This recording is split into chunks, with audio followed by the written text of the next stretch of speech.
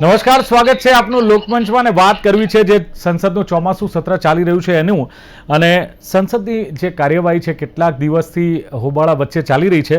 ખાસ તો સંસદની કાર્યવાહી જે પ્રમાણે બુધવારે શરૂ થઈને હંગામો જોવા મળ્યો, મંગળવારે પણ આ જ સ્થિતિ હતી. એન્ટી પેપર લીક બિલની જે ચર્ચા થઈ રહી હતી પણ ઓલરેડી હોબાળા વચ્ચે લોકસભામાં એન્ટી પેપર બિલ જે છે, પેપર લીક બિલ એ પાસ થઈ ગયું છે અને અલગ અલગ જે પાર્ટીના નેતાઓ છે એમણે ભાષણ આપ્યું. બુધવારે રાહુલ ગાંધીએ જે આ બિલ ઉપર જે 50 મિનિટનું ભાષણ આપ્યું છે ને એમાં એમણે ઘણા બધા મુદ્દા ઉઠાવ્યા છે. સાથે જ એમણે કહ્યું હતું કે ગૃહમંત્રી ક્યાં છે, આવો સીધો સવાલ અમિત શાહને ટાર્ગેટ કરીને કર્યો હતો અને તેમણે એમ પણ કહ્યું કે ગૃહમંત્રીની ગૃહમાં બેસવાની હિંમત નથી, જેને લઈને તેઓ હાજર રહી શક્યા નથી અને ઘણા બધા સવાલો કર્યા કે જે ગોળીઓ છોડવાનો આદેશ કોણે આપ્યો હતો, ગૃહ મંત્રાલયમાંથી આવ્યો હતો, નથી આપ્યો તો એમને ખબર છે કે કેમ? આવા ઘણા બધા સવાલો રાહુલ ગાંધીએ સંસદમાં ઉઠાવ્યા અને સાથે એમ પણ કહ્યું કે મને બોલવા ન દીધો, મારું માઇક બંધ કરી દેવામાં આવ્યું અને વિદ્યાર્થીઓના અવાજનો પડઘો રાહુલ ગાંધીનું કહેવું છે કે કોઈ રોકી શકશે નહીં. પણ સત્તા પક્ષે પણ સામે પ્રહાર કર્યા છે અને રાહુલ ગાંધીનું જે આ નિવેદન છે એ અસંસદીય અને બેજવાબદાર કહ્યું છે. સત્તા પક્ષે કહ્યું છે કે રાહુલ ગાંધી તથ્યો કરતાં જે આરોપોની રાજનીતિ છે વધારે કરે છે અને આ રાજનીતિમાં તથ્ય ઓછું હોય છે.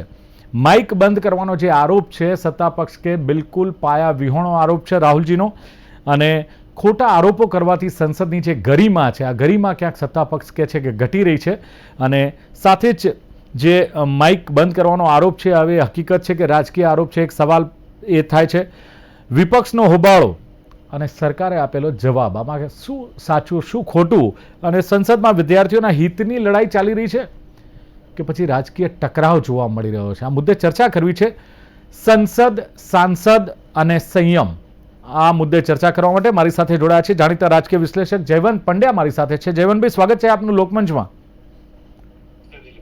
સાથે જ ગુજરાત પ્રદેશ કોંગ્રેસના વાઇસ પ્રેસિડેન્ટ અશોક પંજાબી છે. અશોકજી, આપનું સ્વાગત.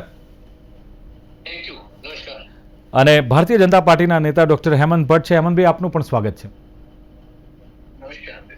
હેમંતભાઈ, શરૂઆત જે સંસદમાં હોબાળાથી થતી હોય છે દરરોજ જ્યારે પણ ચોમાસું સત્ર સંસદનું મળે, હોબાળા વચ્ચે હવે જ્યારે એન્ટી પેપર લીક બિલ છે એ પસાર થયું છે. હવે સાહેબ, આ બિલ છે ને વિદ્યાર્થીઓના ભવિષ્ય સાથે જોડાયેલું છે, એની પર વિશેષ ચર્ચા થવી જોઈએ, ગહન ચર્ચા થવી જોઈએ, ઊંડી ચર્ચા થવી જોઈએ, પણ ક્યાંક થઈ શકતી નથી. શું લાગતું નથી કે ખરેખર આની પાછળ ડીપલી ચર્ચા થવી જોઈએ અને વિપક્ષ જે આરોપ કરી રહ્યું છે કે ભાઈ પૂરતો સમય વિપક્ષના સભ્યોને આપવામાં આવ્યો નથી? હેમંતભાઈ, શું કહેશો એના વિશે? ભાઈ, આમ જોવા જાવ ને તો આ પેપર લીક માટેનું સૌથી વધારે સજાપાત્ર જોગવાઈઓ કરતું વિધેયક છે એ નરેન્દ્રભાઈના શાસનમાં 2024માં public examination prevention of unfair means act 2024 એ ભારતીય જનતા પાર્ટીના શાસનમાં, એનડીએના શાસનમાં આવ્યું. આમ જોવા જાવ તો આ દેશની આઝાદીને 79 વર્ષ થવા આવ્યા અને લગભગ 58 વર્ષ સુધી કોંગ્રેસનું શાસન રહ્યું. વચ્ચે વચ્ચે મિશ્ર સરકારમાં યુનાઇટેડ ફ્રન્ટ ગવર્મેન્ટનું પણ શાસન રહ્યું, જન મોરચામાં વીપી સિંહનું પણ શાસન રહ્યું. પરંતુ ક્યારેય આ બાબતે, આ મામલે કે પરીક્ષામાં આચરાતી ગેરરીતિઓ માટેનો કાયદો કોઈ પણ સરકાર ક્યારેય લાવી નહીં. પરંતુ ઇટ વોઝ નરેન્દ્રભાઈ ગવર્મેન્ટ કે જે 2024માં આ પ્રિવેન્શન ઓફ અનફેર મીન્સ વાળો કાયદો લાવી હતી અને એમાં 3 થી 5 વર્ષની સજાની જોગવાઈ અને 50 લાખ સુધીના દંડની જોગવાઈ હતી. આ વખતે એ સજાની જોગવાઈ વધારીને 5 વર્ષથી વધારીને 10 વર્ષની કરવામાં આવી છે અને સાથે સાથે જે ઓર્ગેનાઇઝ ક્રાઇમ છે એ ઓર્ગેનાઇઝ ક્રાઇમમાં પણ દંડની જોગવાઈ 10 કરોડ સુધીની કરવામાં આવી છે. 7 વર્ષની મિનિમમ જેલની સજા એ પ્રમાણેની આ પ્રાવધાન અને જોગવાઈઓ કરવામાં આવી છે. મને એવું લાગે છે અને સાથે સાથે એમાં જે જોગવાઈઓની સબટેક્સ છે એ બહુ અગત્યની છે કે ભાઈ ફાસ્ટ ટ્રેક કોર્ટ હોય તો 3 મહિનાની અંદર જ એનો ચુકાદો, એક વખત ચાર્જશીટ સબમિટ થાય એના પછી 3 જ મહિનાની અંદર એનો ચુકાદો આવી જાય. જો કોઈ અપીલમાં જાય, હાઈકોર્ટમાં જાય, તો હાઈકોર્ટમાં પણ એની 3 મહિનાની અંદર સુનાવણી થઈને અપીલનો નિકાલ થાય. એ પ્રમાણે ટાઈમ બાઉન્ડ જોગવાઈ, ફાસ્ટ ટ્રેક કોર્ટ એની ટાઈમ બાઉન્ડ આખી સુનાવણી અને એ કેસનો ચુકાદો, અપીલનો પણ ટાઈમ બાઉન્ડ કેસનો ચુકાદો. મને એવું લાગે છે કે જ્યુડિશિયરીની હિસ્ટ્રીમાં કદાચ આ પ્રમાણેની ફાસ્ટ ટ્રેક જજમેન્ટની જોગવાઈ ભાગ્યે જ કોઈ કાયદા અને કાનૂનમાં થઈ છે, જે ખરેખર આજની જે જનરેશન છે એની જે વિશ છે કે કોઈ પણ કસૂરવાર હોય એને શિક્ષા થવી જોઈએ, એને માટેનો આ સૌથી બિલકુલ. વધારે પણ સબળ પાસું છે. હેમંતભાઈ, વિપક્ષનો જે આક્ષેપ છે કે ભાઈ ચર્ચા થવી જોઈએ, સભ્યોને પૂરતો સમય આપવો જોઈએ, અને સાથે જ રાહુલ ગાંધીએ જે કહ્યું કે મને બોલવા નથી દેતા અને મારું માઇક બંધ કરી દેવામાં આવે છે. હેમંતભાઈ, હવે એ દિલીપભાઈ સોશિયલ મીડિયા પર મને ખબર નથી આપના ધ્યાન પર આવ્યું છે કે નહીં, પરંતુ એ જયારે બોલતા હતા ત્યારે already his mic was on, અને પછી બોલતી વખતે જયારે ઓમ બિરલાજીએ સ્પીકરશ્રીએ કહ્યું કે તમારું માઇક ઓન જ છે, તો એમનો ડાબો હાથ લઈ જાય એ પોતાના માઇક્રોફોનની સ્વિચ ઓફ કરે અને પછી અવાજ ના આવે ને ફરીથી ઓમ બિરલાજી કે તમારું માઇક ચાલુ છે, તમે ચાલુ કરો. હવે આ તો આંખે નરી આંખે દેખાય એવું સત્ય છે, અને પછી આપણે એમ કહીએ કે મારું માઇક ચાલુ નથી, તો મને લાગે છે કે આવા વાઇલ્ડેસ્ટ એલિગેશન્સ ને કોણ બિલીવ કરશે જયારે તમારી નજર સામે તમે બોલો છો એનો અવાજ સમગ્ર લોકસભાના પટલ ઉપર પ્રાંગણમાં સંભળાય છે, અને પછી તમે કમ્પ્લેન કરી તમે તમારી જાતે માઇક્રોફોનની સ્વિચ બંધ કરો અને પછી તમારો આવતો અવાજ બંધ થાય. મને એવું લાગે છે કે આનાથી વધારે કોઈ જેને ખૂબ ગંભીર ચર્ચા છે એમાં હું હાસ્યાસ્પદ નિવેદન કરીને શા માટે તમે તમારી પ્રેસ્ટીજ તમે તમારી પોતાની ક્રેડિબિલિટી ડાઉન કરો છો એ મને ખબર નથી પડતી. રાહુલ ગાંધીજીનું આવું આ પ્રમાણેનું વર્તન તો આપણે અગાઉના ભૂતકાળમાં પણ જોયું છે કે નરેન્દ્રભાઈને મળવા જાય, એમને ગળે બાજીને એમની સાથે જાણે બહુ ખૂબ પ્રેમ વરસાવતા હોય એવો દેખાવ કરે અને પછી પાછા ફરતી વખતે એ આંખ મારીને કેવો સરસ મેં અભિનય કર્યો એ પ્રમાણેનું કે આખું દેશની સમગ્ર જનતા જુએ. આવા તો અનેક બનાવ સંસદમાં આપણે ચલો તો બન્યા છે. પછી રાહુલ અશોકભાઈ, ગાંધીને જોયા છે. બિલકુલ અશોકભાઈ, જે પ્રમાણે આક્ષેપ રાહુલજીએ કર્યો કે મને બોલવા નથી દેતા, વિપક્ષને સાંભળતા નથી, મારું માઇક બંધ કરી દેવામાં આવ્યું, આવો જે દાવો થઈ રહ્યો છે, હવે આ દાવાને સમર્થન આપતો કોઈ પુરાવો ખરો? હેમંતભાઈએ તો કહી દીધું કે માઇક્રોફોન એમણે જાતે જ સ્વિચ ઓફ કરી હતી, અને ઓમ બિરલાજી કહી રહ્યા હતા કે તમારું માઇક ચાલુ જ છે, જાતે જ ઓન કરી છે. એટલે આ પહેલા પણ એમની જે વર્તણૂક છે એની પણ વાત કરી. એટલે આનો કોઈ પુરાવો કે સત્તાવાર રેકોર્ડ ખરો કે માત્ર ગપગોળા ચલાવવાની વાતો છે અશોકભાઈ? नहीं, जो है वो है कि सब कुछ गवा कर होश में आए तो क्या हुआ, बहुत देर कर दी हजूर आते आते. 2024માં તમે કાયદો બનાવ્યો તો પેપર લીકની વાત કરતા હતા ભાજપના મિત્ર, અત્યારે 5 વર્ષની સજા હતી. આ 5 વર્ષની સજા હોવા છતાં પણ પેપર લીક દર વર્ષે થતું હતું. હું એમ કહું છું કે ઉત્તર પ્રદેશની સરકાર કે દિલ્હીની સરકાર, બંને સરકારો કરે છે શું? 80 લાખ વિદ્યાર્થીઓનો ભવિષ્ય દાવ પર લાગેલો હોય, શું વિદ્યાર્થીઓ માટે કોઈ પણ જાતની ચિંતા નથી એમના મનમાં? વિદ્યાર્થીઓને ભવિષ્યવાળામાં કોઈ પણ વિચાર નથી કરતા? અંધાધૂંધ ચાલે છે, ટકેસર ભાજી ટકેસર ખાજા, ગુંડા રાજા ચાલે છે બધું. આ બધું વર્ષોથી થઈ રહ્યું છે, અને ફરી એકવાર થયું, પેપર લીક થયા. આ પેપર લીક થાય તો એની સામે તમે શું કરો છો? કેટલા લોકોની તમે ધરપકડ કરી છે? અને રાહુલ ગાંધીએ બિલકુલ સાચી વાત કરી છે, અને સાચી વાત અને સાચો મુદ્દો એમને ઉપાડ્યો છે. હવે પોતાની જાતથી બંધ કરી નાખે એનો કોઈ સબૂત પુરાવો છે જ નહીં. આ વાત બિલકુલ તદ્દન ખોટી. અને રાહુલ ગાંધી ઉપર વ્યક્તિગત ચારિત્ર ઉપર હુમલો આરએસએસ અને ભાજપની એક જૂની રણનીતિ હંમેશા રહી છે કે કોઈ પણ નેતા હોય ને એની સામે તમે ચારિત્ર ખંડન કરો એટલે એમની તમામ વાતો તમે પાણીમાં ફેંકી શકો છો. તમે જોઈ શકો છો કે મહાત્મા ગાંધી ઉપર કેટલા ચારિત્ર ખંડનના હુમલાઓ આરએસએસ તરફથી થતા હતા આઝાદીના આંદોલનમાં. એ પછી તો એમની હત્યા પણ કરી દેવામાં આવી.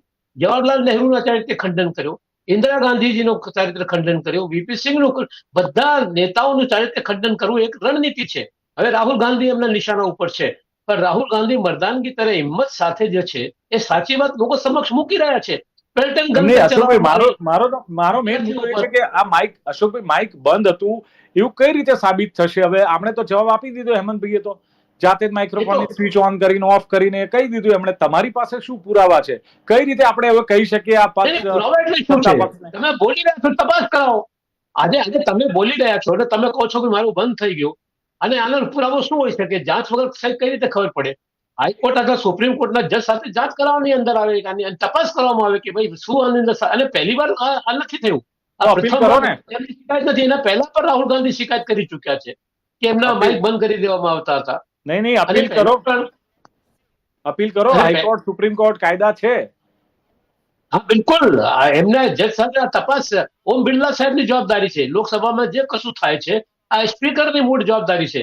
આજે બીજી વાર રાહુલ ગાંધી જયારે આક્ષેપ કરતા હોય તો એની તપાસ કોણ કરશે? જાંચ કોણ કરશે? લોકસભાની કોઈ પણ સંસ્થા કરવા જાય તો એના ઉપર નહીં, પણ હાઈકોર્ટ કે સુપ્રીમ કોર્ટનું કોઈ જજ તપાસ કરે આ બાબતમાં, કરવી જોઈએ. આ ઓપોઝિશન લીડર છે, વિરોધ ચલો પક્ષના અપેક્ષા નેતા. રાખીએ કે ઓમ બિરલાજી ન કરે તો કોંગ્રેસ અપીલ કરશે અને કોંગ્રેસ પોતાની જાતને સાચી સાબિત કરશે.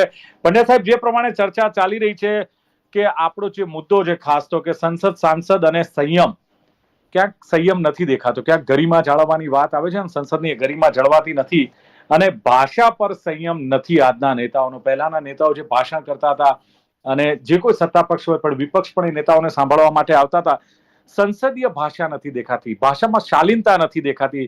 શું સંસદની ગરિમા જળવાઈ રહી છે ને નથી જળવાતી, તેની પાછળના કારણો શું લાગી રહ્યા છે આપને, પંડ્યા સાહેબ? બાબતે આપણે ઘણી વાર ચર્ચા કરી છે આ ચેનલ ઉપર, અને મેં કહ્યું છે કે અખંડ આનંદ, નવનીત સમર્પણ કુમાર, જલારામ જ્યોત ને આવા કેટલાય સામયિકો આવતા હતા સાહિત્યના અને અન્ય. અને તમે જુઓ કે મીડિયાની પોતાની ભાષા, હવે આજે દાખલા તરીકે મીડિયામાં જો શતક ફટકારવામાં આવે તો ઠોક દિયા આવો શબ્દ વાપરવામાં આવે છે, બરાબર, એની ધજ્જિયા ઉડાડી ને આવા તમે ક્રિકેટની માં પણ રોહન દાલા ને, હવે આ તમે ક્રિકેટની રમત છે, એમાં કોઈ હાર જીત હોય છે નો ડાઉટ, પણ એમાં તમે સામેવાળી ટીમને ભારતે જીતે અથવા ભારત હારે તો પણ એટલા ખરાબ શબ્દોનો ઉપયોગ થાય છે.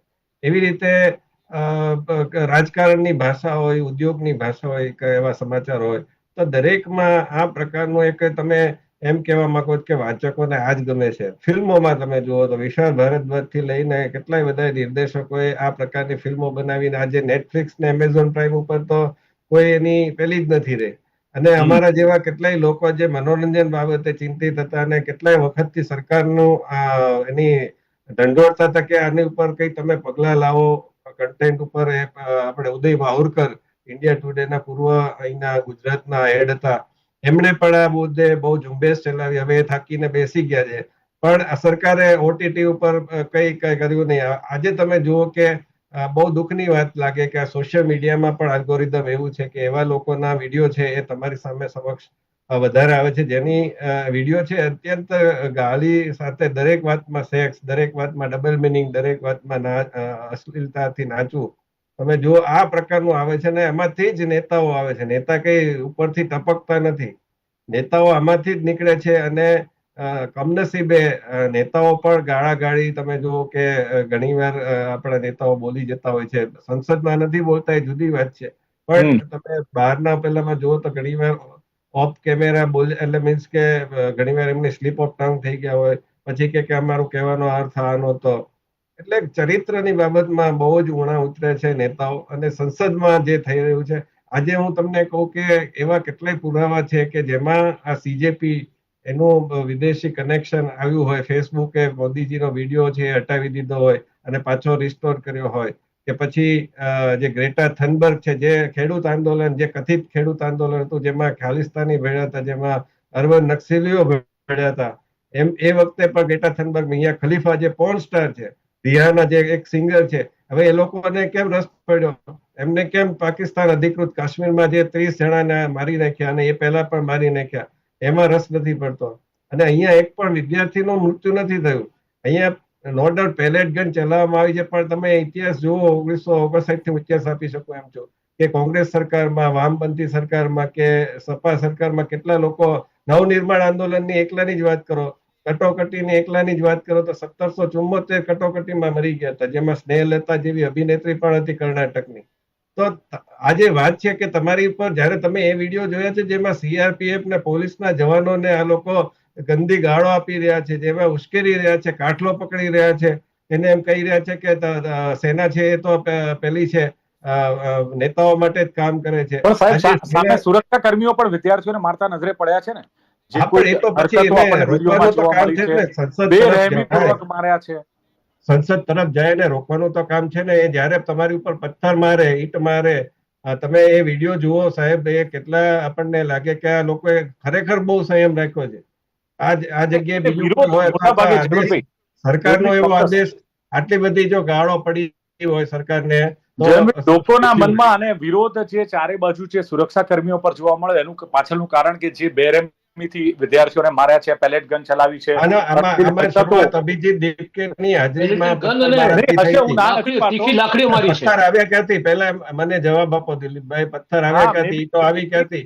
એટલે બધી જ વાત સાચી. તોડીને ઈંટ લેવામાં આવી છે. પણ સાહેબ, મુદ્દો એ ઉઠ્યો કે વિદ્યાર્થીઓની સિમ્પથી માટે મુદ્દો ઉઠ્યો, વિદ્યાર્થીઓ માટે કે ભાઈ આટલો અત્યાચાર કે મુદ્દો આવ્યો. એટલે મારો સવાલ છે ડોક્ટર હેમંત ભટ્ટ આપને પાસે એ છે કે ગૃહમાં એક સવાલ છે ઉઠાવ્યો કે સંસદમાં કે ગૃહમંત્રી કેમ હાજર નથી, અથવા ગૃહમંત્રીની આ આદેશ ક્યાંથી છૂટ્યા મારવાના કે ગોળીઓ છોડવાના, કે એનો જવાબ કદાચ નથી મળ્યો. શું લાગે છે કે એનું ગેરહાજરીનું કારણ પણ રાહુલજીએ પૂછ્યું છે, સત્તા પક્ષે આપવું જોઈએ કારણ લાગે છે? બે બાબતો છે દિલીપભાઈ. એક તો જે વાત થઈ હમણાં, અશોકભાઈ કહેતા હતા કે શું આની પાસે કોઈ તમારી પાસે એવિડન્સ છે, તો આ વિડીયો છે કે જેમાં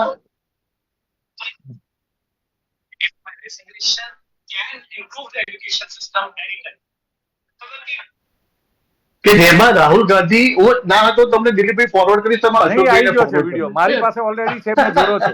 યસ. અને બીજું, તમે જે ફાયરિંગ ની વાત કરી, હું તમને 1966 ની કરપાત્રીજી મહારાજના નેતૃત્વમાં ગૌ હત્યા વિરોધી કાનૂન બનાવવા માટે આપણા સાધુ સંતોને મહંતોએ દિલ્હીમાં સંસદ તરફ કૂચ કરી હતી. ઇન્દિરાજી વડાપ્રધાન હતા. આ સાધુ સંતોને મહંતો પર જે ગોળીબાર થયા એમાં ટ્રકોમાં લાશો લઈ જવી પડી. એક આંકડો એવો છે કે 374 જેટલા સાધુ સંતો મહંતો ઉપર ગોળીબાર કરવામાં આવ્યો અને આટલા લોકો ત્યાં મૃત્યુ પામ્યા. હવે એ વખતે કોણે આદેશ આપ્યો? ભૂતકાળમાં દમન કરીને આપણે કરીએ એટલે વ્યાજબી છે એવું તો નથી. અને બીજું અશોકભાઈ બે સિનારીઓ છે. કોંગ્રેસ દિલીપભાઈ બે સિનારીઓ જવાબ આપો. હેમંતભાઈ બે સિનારીઓ છે. એક છે કે પોલીસ કશું જ ના કરે, પોલીસ કશું જ ના કરે, સાંભળી લો, અને આપણે અહિંસક રીતે પોલીસ માત્ર હાથ કરબદ્ધ ઉભી રહે, તો આ જે આંદોલનકારીઓમાં જેમાં 2873 અસામાજિક તત્વો હતા, દિલ્હી પોલીસે ફેશિયલ રેકગ્નિશન થી આંકડો જાહેર કર્યો છે અને કોણ કેટલા રેપિસ્ટ છે, કેટલા મર્ડરર છે, એ બધાનો આંકડો છે.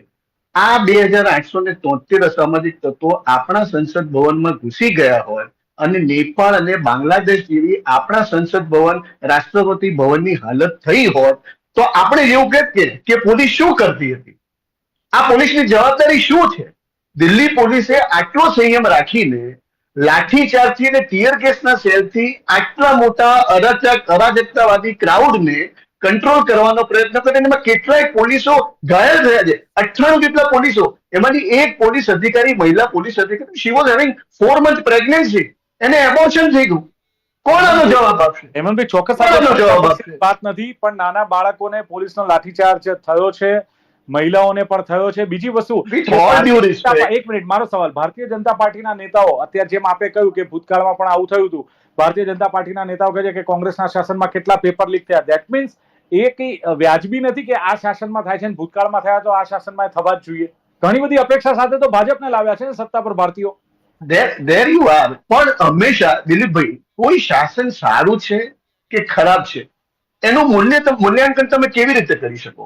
ભૂતકાળમાં જે સરકારોએ આવી સિચ્યુએશનમાં કે આવા સંજોગોમાં શું કામ કર્યું હતું, જ્યાં સુધી એ તમે ના કહો ત્યાં સુધી કોઈ એક સરકારનું તટસ્થ રીતે મૂલ્યાંકન કરવું અશક્ય છે.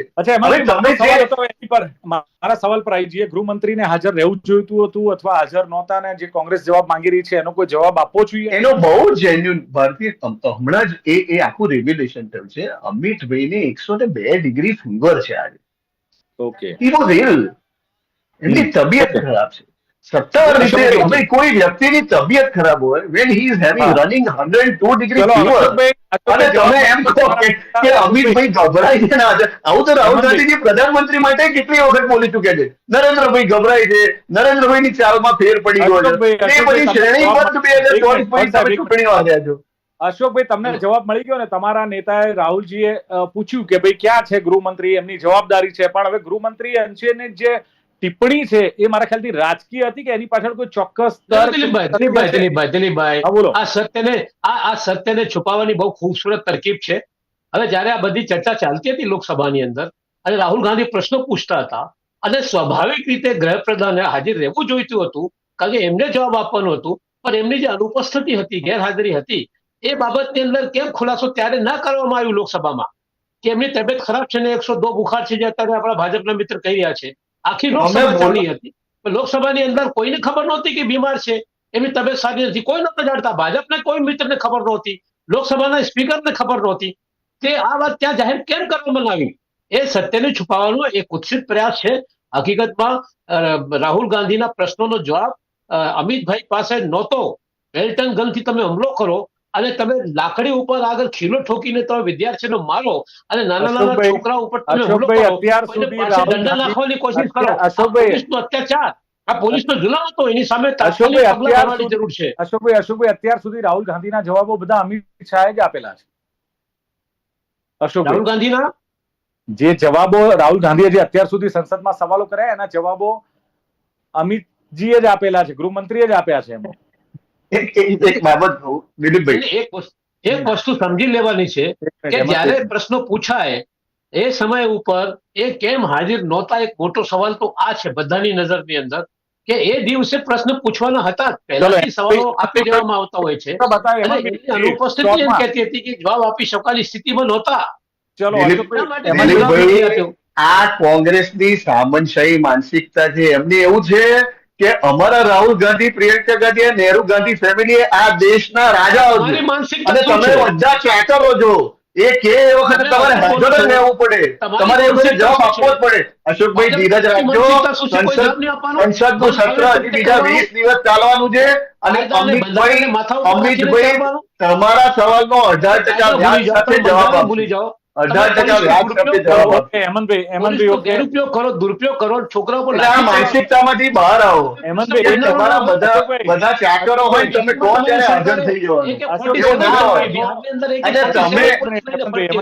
તમે પોલીસ દમનની વાત કરો છો, તમે કેરાલામાં શું કરો છો એનો જવાબ આપો ને. કેરાલામાં CJP ના સમર્થનમાં આવતા દેખાવકારો ઉપર તમે લાઠીચાર્જ કરો, તમે વોટર કેનન ચલાવો. ચાલો, બિલકુલ. હવે વિદ્યાર્થીઓ તમારા શત્રુ છે. મને જવાબ આપો. જયવંતભાઈ પાસે જવાબ લઈ લઈએ. વિદ્યાર્થીઓ તમારા શત્રુ છે, તમારા દુશ્મન છે. વિદ્યાર્થીઓ પર તમે ગોળીઓ ચલાવો છો, ગોળીઓ બરસાવો છો. તમે કેરાલામાં આ જ વિદ્યાર્થીઓ ઉપર લાઠીચાર્જ કરો, તમે વોટર કેનન ચલાવો, એમના ઉપર તમે FIR કરો 100 જણા ઉપર. કાશ્મીરને તમે લો. તમે એને માટે શું કહેશો? ડિબેટમાં આપણા પણ યોગ્ય સામે કેમ તમે લેતા નથી? અત્યારે તમે વિદ્યાર્થીઓ પર ગોળીબાર કરતા કરો છો. અશોકભાઈ, એક મિનિટ. કેરાલાનો જવાબ આપો ને. કેરાલાનો જવાબ આપો. કેરાલાના યુવાનો પર 100 FIR કરી તમે, જેમણે CJP ના સમર્થનમાં દેખાવો કર્યા. જયવંતભાઈ, મારે રાજીનામું આપવું જોઈએ. નિષ્ફળ નથી પ્રધાન. આપણે આ રાજકીય અખાડો નથી કરવો, આ સંસદ નથી બનાવી. એટલે જયવંતભાઈ, જે પ્રમાણેનું બિલ છે, આ જે bill anti paper leak bill છે, શું લાગે છે સર્વ પક્ષીય સહમતિ કેમ નથી બનતી અને રાજકીય ટકરાવ કેમ જોવા મળે છે? શું છે વિદ્યાર્થીઓના હિતમાં છતાં રાજનીતિ કેમ જોવા મળે છે?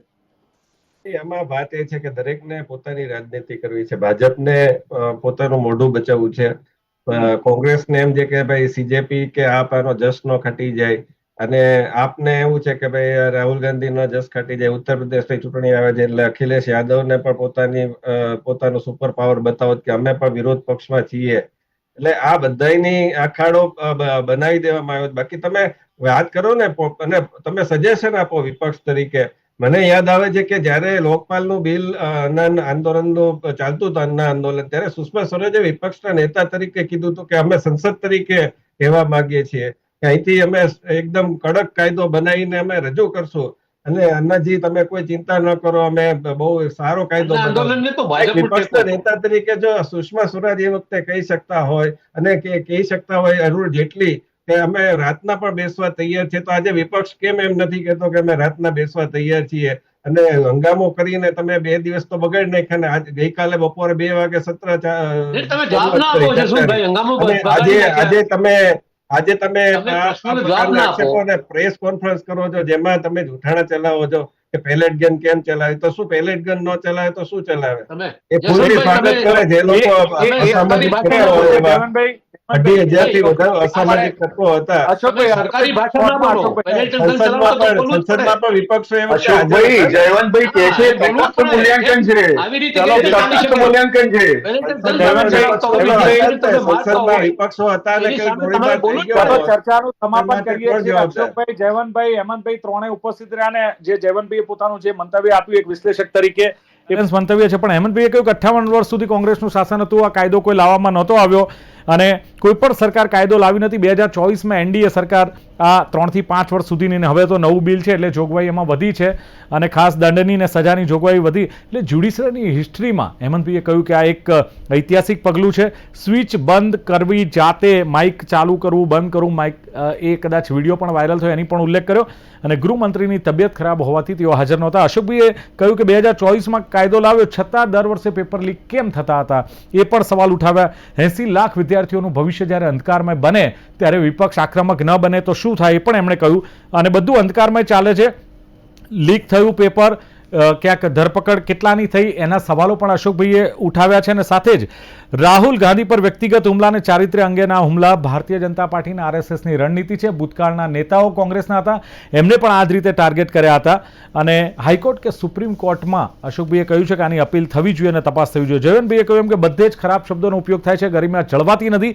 અને રમત જગત હોય, ફિલ્મો હોય, રાજનીતિ હોય, જે કન્ટેન્ટ હોય એની પર પગલાં લેવાની એક માંગ અને એક ઝુંબેશ પણ ક્યાંક ચાલી છે.